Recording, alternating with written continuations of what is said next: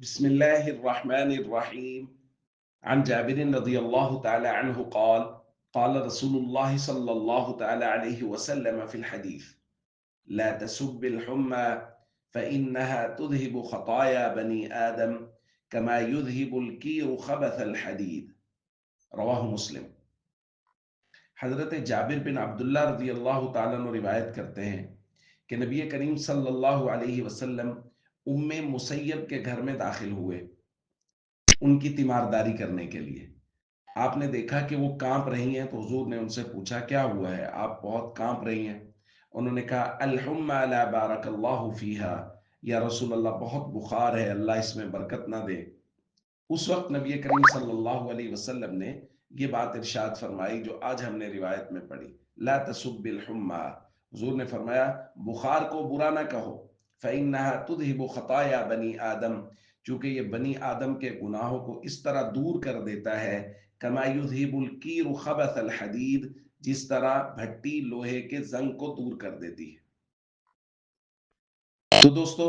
بخار کے متعلق یا کوئی بھی بیماری، اس کے متعلق نبی کریم صلی اللہ علیہ وسلم نے یہ واضح ہدایت فرمائی ہے کہ اس کو برا نہ کہا جائے، چونکہ یاد رکھیے یہ عقیدہ ہے کہ کوئی بھی تکلیف اللہ کے حکم کے بغیر نہیں آ سکتی، نہ کوئی خوشی، نہ کوئی غم، نہ کوئی اچھائی، نہ کوئی برائی، کسی بھی طرح کی کوئی چیز اللہ کے حکم کے بغیر نہیں آ سکتی۔ تو اگر کوئی بیمار ہوا ہے، اگر کسی کو بخار ہوا ہے، کوئی تکلیف لاحق ہوئی ہے، تو یقینی طور پہ یہ اللہ کے حکم سے آئی، اور اللہ وہ ہمارے ساتھ بہت مہربان ہے، تو یقیناً اس میں کوئی نہ کوئی خیر ہے، بھلائی ہے، بس ہماری ناقص عقل ہے، ہماری سوچ محدود ہے، ہم اس خیر اور بھلائی کو سمجھ نہیں سکتے، آپ اس کو دیکھ نہیں سکتے۔ اس لیے نبی کریم صلی اللہ علیہ وسلم نے یہ ہدایت دی کہ اس کو برا نہ کہا جائے، چونکہ یہ اللہ کا حکم ہے، گویا اللہ کے حکم کو برا کہنا لازم آ جائے گا۔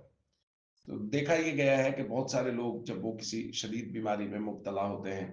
تو بسا اوقات اس کے لیے گالیوں کا لفظ یا اس طرح کے بہت سارے لفظ وہ سنائی دیتے ہیں کہ لوگ اس کے بارے میں بولتے ہیں یہ کیا مصیبت ہے جو ہمارے گلے پڑ گئی ہے، یہ اس سے ملتے جلتے بہت سے الفاظ۔ تو ان الفاظ سے احتیاط کرنی چاہیے، اور اگر کبھی اس طرح کی آزمائش آئے تو صبر کے ساتھ، تحمل کے ساتھ اس کو اللہ کا حکم سمجھ کے برداشت کرنا چاہیے، ہمت نہیں ہارنی چاہیے، حوصلہ رکھنا چاہیے، اور نبی کریم صلی اللہ علیہ وسلم نے جو ہدایات دی ہیں، اور خود نبی کریم صلی اللہ علیہ وسلم نے جو بیماری کی حالت میں وقت گزارا ہے اور اللہ کے شکر کے کلمات کہے ہیں، ہمیں اس کی کوشش کرنی چاہیے۔ السلام علیکم ورحمۃ اللہ وبرکاتہ۔